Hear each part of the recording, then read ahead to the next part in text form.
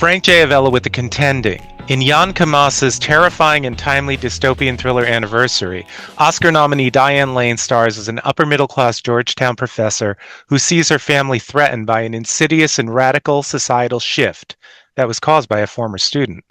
It's a pleasure to welcome Diane Lane today. Hi, Diane. Thanks for having me on your show. Thank you, Frank. Diane, it's a terrific performance. Congratulations. That's sweet. Thank you. I love this movie. That's why I'm here. Thank you. I loved it too, and I have to tell you, the second time around, I was just as nervous as I was the first time. That's good.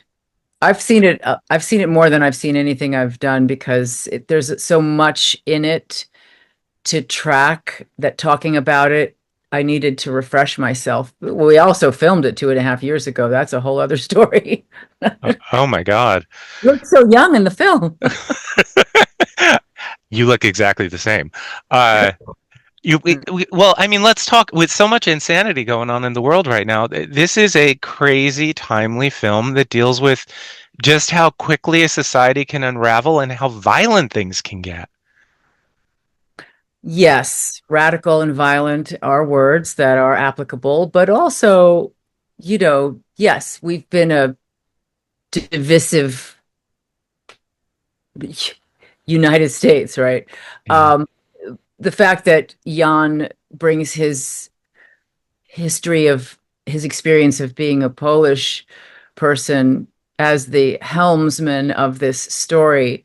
I loved the fact that we're getting to see America kind of from the perspective of the rest of the world, because the experiment of our democracy is so watched by everybody and there are concerns. And we thought the script was hyperbolic when we did it. We thought it was a cautionary tale. We thought we were going to come out prior to the last presidential election and just put a weight on the scale of saying, oh, let's be less divisive, shall we?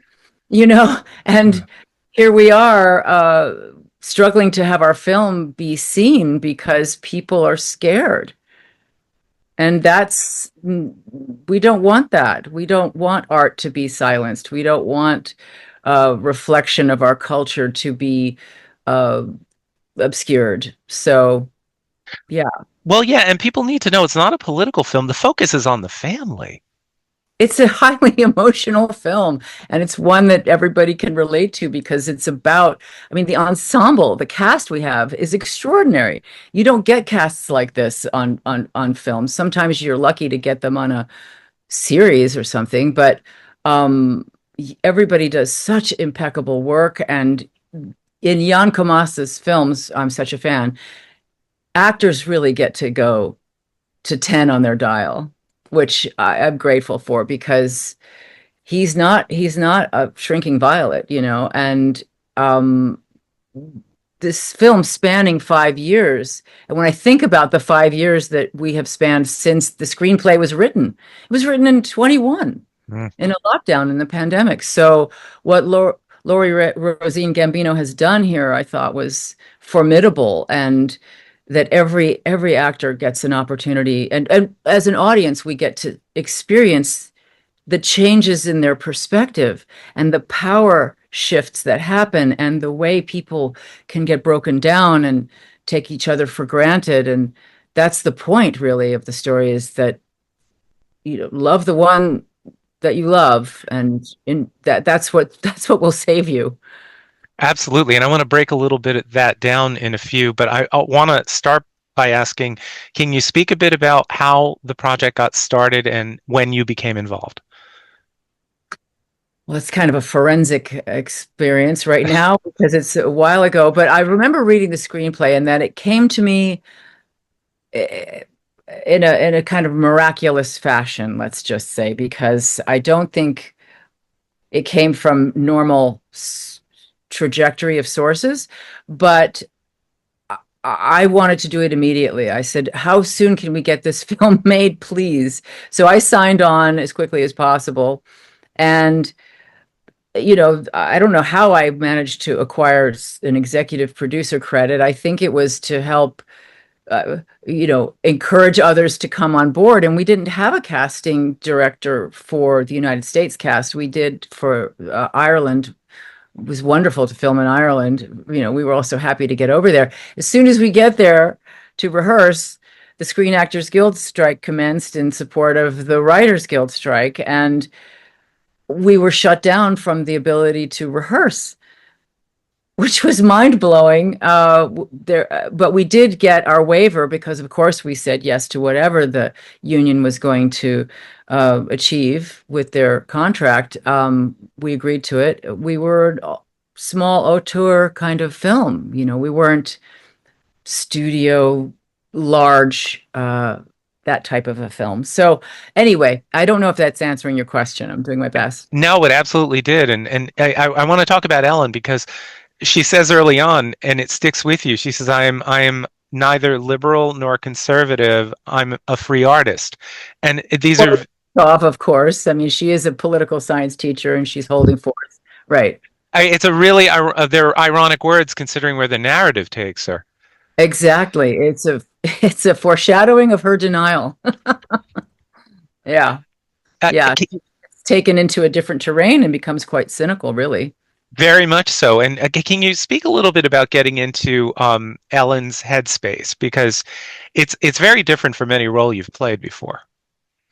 Well, it's rare to be able to stick with a character over such a span of time and witness the interaction of a family. And would you have sibling rivalry? And I actually have mentioned the Jungian aspect, which I always love to think about in terms of the unlived dreams of the parent being visited upon the next generation, the children. And with sibling rivalry, sometimes you'll have volunteers to take on what the parents didn't quite get to do. And so the idealization of the parent can lead to radicalization of the child. And we see that, and it's a tragic outcome of a noble concept. And it's just heartbreaking. And to see how that can happen. And it doesn't really matter what side of the coin you're on. This film is genius because it doesn't name, radical left or alt right or whatever the heck it is. It's anybody can feel that they have people that they know that have changed over time because the culture demands that you take a side. And it's so divisive. Well, yeah, and you're so right about that because, I was thinking a lot about how we tend to want to silence and shame people, and that happens on both sides if we want to talk about extreme sides. Yeah. And this shows how that can lead to galvanizing them, emboldening them, actually. Mm-hmm. I'm agreeing with you. I wanted to ask about your process, Diane. Does it change with each project? And do you turn off when you hear cut, or do you take the character home with you? Huh. Well, yes, it does change with each. I mean, you have your core requirements and your core self that you always offer, but I'm definitely informed by each unique experience. And so this being such a powerful ensemble, and each person gets to have their, aria, and it's organic. And that's why we got the amazing cast we did without a casting director. People were signing on and saying, yes, I want to be in that script, because it's so rare for actors to find an opportunity where the kaleidoscope lines up in just such a way that you are reflecting the culture and the zeitgeist that you find yourself contending with. So we are responding to the call in a way. That's what it felt like. And so it felt like an honor and a blessing and a dare. It felt like a dare. Or do you have the cojones or whatever it is, the chutzpah to be in this film? And the fact that people are made afraid to see this film, whatever manifestation that looks like. Thank you, Frank, for having us on your show, that we can give it oxygen it deserves, and people need to know about this film. And frankly, I think it's the kind of film that people will be talking about in years to come because it reminds me thematically of Civil War and Eddington and Hmm. One Battle After Another, and I don't know. There's a lot of films that deal with dystopian, hyperbolic or not so hyperbolic. I mean, when we when we read this, we couldn't imagine it. Comedians being canceled or people being disappeared. Right? Uh, our film seems naive because the federal police are showing their face. Yeah. I I sit here feeling like I'm still in the movie and we're flashing forward some more time. I don't know where we're headed, but I hope we wake up and become less radicalized. I hope so too. I'm not sure where we're going, but I do agree. I do agree that I think the film does deserve an audience, and I think it will get that audience as time goes by. I'm not understanding necessarily why it's not. Oh, I'll get into that a little bit more, but I want to talk about the ensemble, and I want to talk about you and Kyle Chandler in particular because you work so well together. Was It that just natural?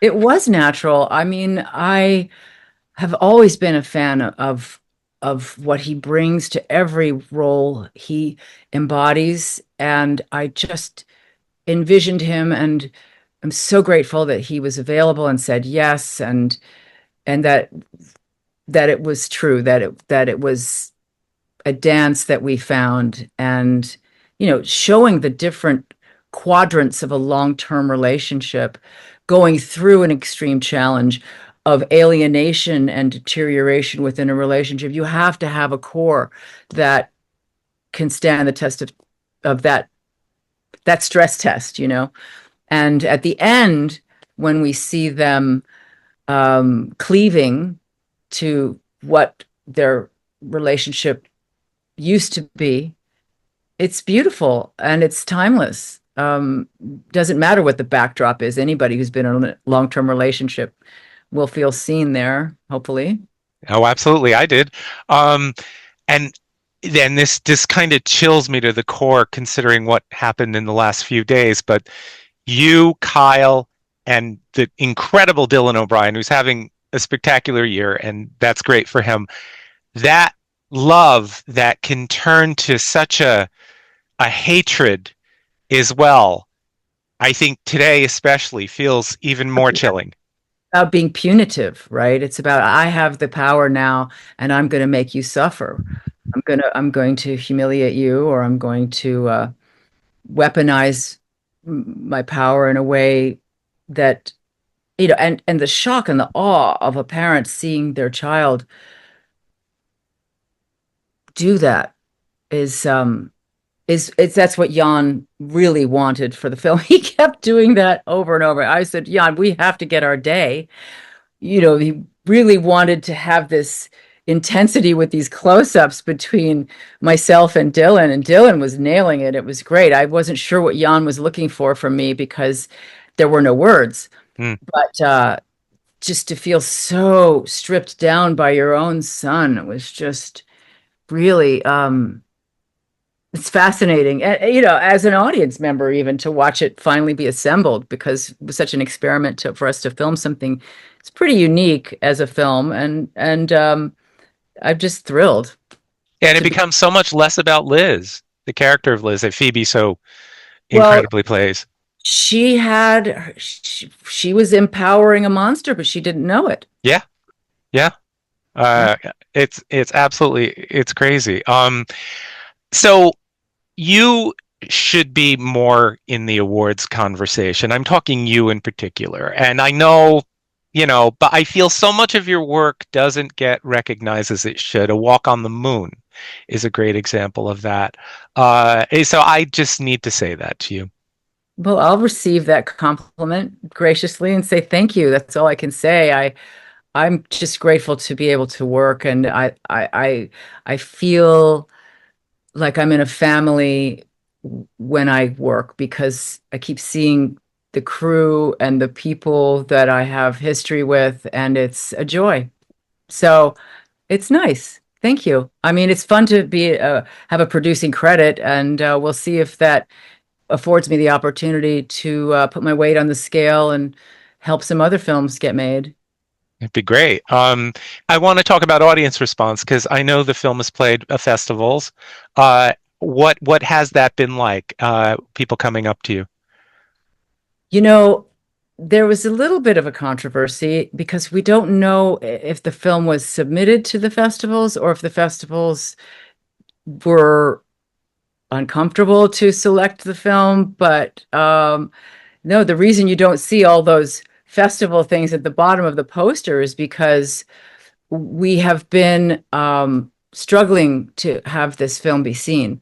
And I have no words to describe that, but I can tell you that experientially, I'm so glad I'm here with you that we can talk about the movie because, um, yeah, it's getting great word of mouth. The reviews have been wonderful. Yeah. The genius of the film is that it's not on the nose as far as alt right, radical left. I mean, all that sort of thing. I just don't, it's not interesting to me.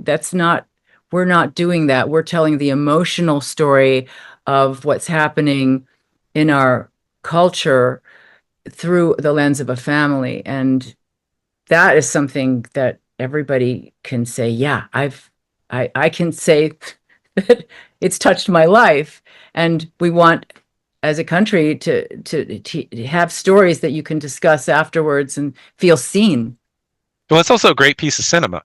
That's the thing. It's nail biting, and it builds in momentum as these 5 years go on, and we arrive at different celebrations, and that final celebration is just hair raising. Yeah. Yeah, you see it lands as well as takes a long journey. It definitely lands somewhere. So, yeah. Uh, Yeah. I mentioned a Walk on the Moon, and I wanted to ask about that movie looking back because I know that was Tony Goldwyn's directorial debut, it and was. it's such a great film, and it was such a great performance. You got an Indie Spirit nomination for it. Looking back, what was the experience like? I just knew that it was going to be wonderful because, again, an ensemble and multiple perspectives on the plot, but you have everybody invested in a different way in not only what's happening in the course of the story, but the outcome. And again, it's about a family, but different threats to that family and a marriage that needs to contend with being challenged in a different way than anniversary.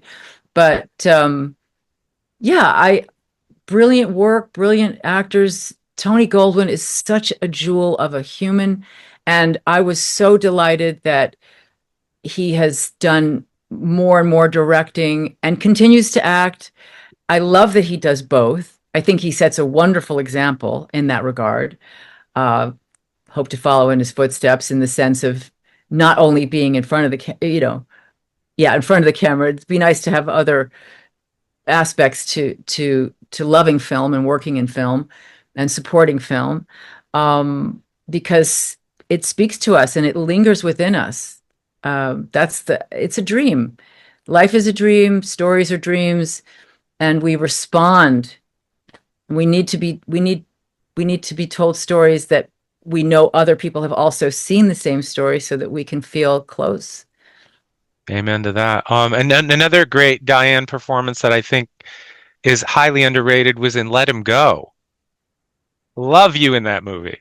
Thank you. Well, it was a treat. I mean, Tom Bazooka's a great filmmaker. I adore him as a human as well. Um, I've gotten to work with some lovely, amazing people, and to me, that's where I feel the richest in terms of what is a treasure for me is that it was a joy to work, and then you have the end result, and that will live forever. I was with Cherry Jones recently, and she came to my house, and on YouTube for free, you can watch movies sometimes because they're so old, and I'm in some of them. And and so she sat with me and watched Amanda Plummer's first film with me in it as well. It was called Catalani and Little Britches, and it was with Rod Steiger and Burt Lancaster and an amazing cast. It just and so it was like old home week, and it's almost like looking at family photo albums or something to go back and look at your life in film. Well, Why and not? you were so good at so young an age too. And again, going back a little, another one of my favorite films, and I think it was so before its time, was Streets of Fire. Okay. Well, I still it will never not be true that I graduated high school on that movie. Oh my God. The only thing that we had to work with at Universal Studios at that time was one pinball machine in the lobby of the old hotel, that little gray one. And then this whole magical thing got built up around it. But back when I was there, it was just that one pinball machine. And now it's Universal Studios tour and became a huge, go see Bruce the Shark. It's fun. Well, and the last past Diane film I want to mention, because you worked a lot with Francis Ford Coppola, and I mean he's just a genius. We all know that. But he's reworking recently of the Cotton Club, his intended cut. I Is loved it. extraordinary. It is. That film was always extraordinary. It was a moving oil painting of a film. It's so beautiful. We set up some shots for 2 days. They come up the stairs, into the room, through the coat check, past all the dancers, sit us at the table. Then we have the upset. It just, I- yeah. I wish they made movies like that still. Well, they Uh, do, but they not do, but often enough. exactly, and it pisses me off because I wish his original vision had been released because I honestly think it's a work of genius. It is a work of genius. And he balanced the scales and he gave the characters the appropriate amount of time they deserve. It really isn't a huge shift, but it was what was needed. And it always surprises me. What are they trying to do? I mean, back in the day, they were trying to get one more screening at the theater for the distributors, right? One more per day. So if you could shave off 12 minutes from each screening, you could get one more at the end of the day. I wish we could have more 2 hour films. Now they're like 3 hours. How much, you know, they've kind of gone in the other direction, I think. It's true, and it's funny. It's the same with his cut of The Outsiders, which again, has recently in the last decade come about. I mean, that sheds a whole new. To me, it was a completely different experience. Yes, well, that one was true to the book. The revisitation was including the scenes from the courtroom, and you get to see what happened with Soda Pop and revisiting Rob Lowe's work more in that film. So I was happy for him and there was footage some that I don't remember filming. It was 1982. I mean, I'm like, wow, I don't remember filming that, but I'm glad it's in the movie now. Oh, it's wonderful that it's actually out there now for people to experience.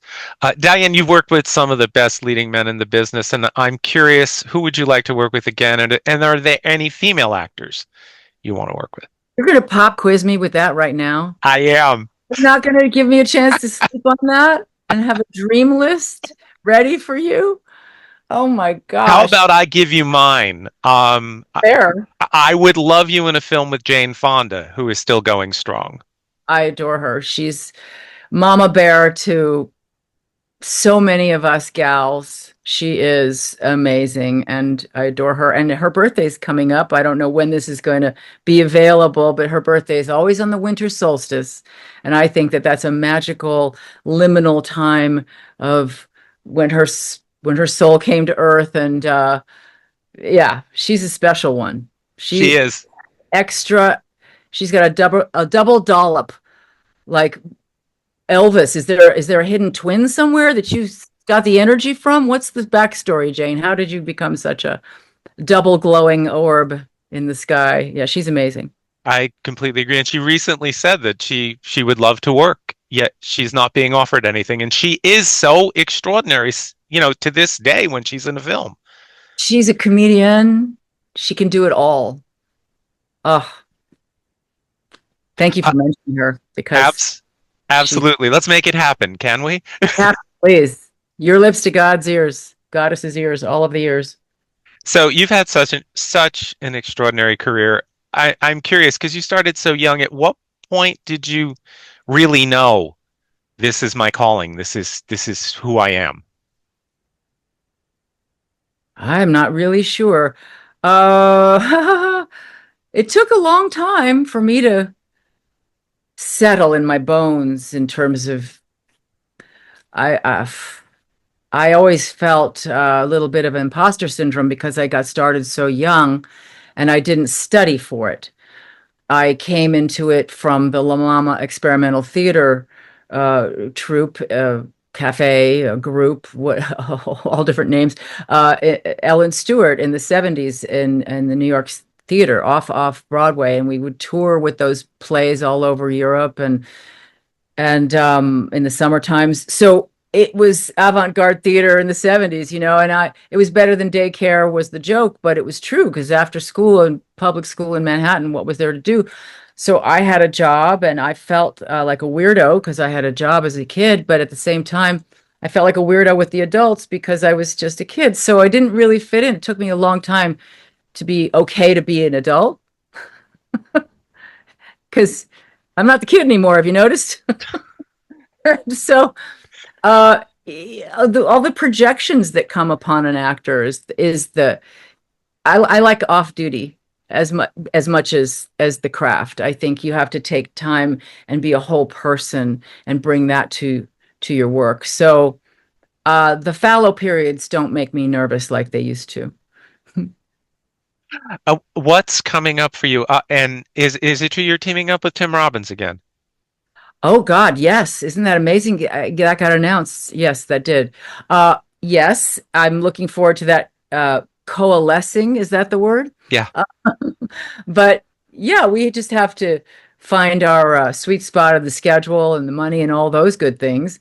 But thumbs up to that cast. I adore him, and I'm a big fan of his theater work. He's Yeah. an amazing director of theater, and yeah, I always go and see his stuff. He's always dressing the zeitgeist. I love him. Oh, and speaking of theater, I think the last time I saw you on stage was at Lincoln Center. And Okay. that was a number of years ago. It was a great play. You were fantastic in it. When are we going to see you again? Let's go poke my theatrical agents. I don't know. I mean, it's tough. My favorite sweet spot is the four-hander because then you're not the girl in the poster. You don't have to, pull the train out of the station by your teeth like Jack LaLanne. You don't have to be heroic this doesn't have to be martyrdom. You can still be a human and have fun and have the cast on stage, and it's just a great that was my sweet spot was the four-hander because then you have enough of a human experience to not be a martyr for the cause. Yeah, but Well, I love theater. Thank I you. hope there's a four-hander, coming up soon for you because we would love to see you here in New York. Thank you. I'm looking forward to it. You got some snow there right now? We just had snow. Yeah. Yeah. Great. Yeah, Well, it's freezing. oh, I well, I'm just getting over this like horrific cold, so if I'm a little spacey, forgive me. oh, that's all right. I don't notice at all. Good. Well, I want to thank you. I want to say that I think this is an incredible film. It's an extraordinary performance. It's so nuanced with you in each of those 5 years. I think what you do is a tribute to your craft. Thank you, Frank. Appreciate it. I feel seen. Thanks. Good. You're welcome, and have yourself a great day. You too, dear, and feel 100% very soon. Thank you. Okay.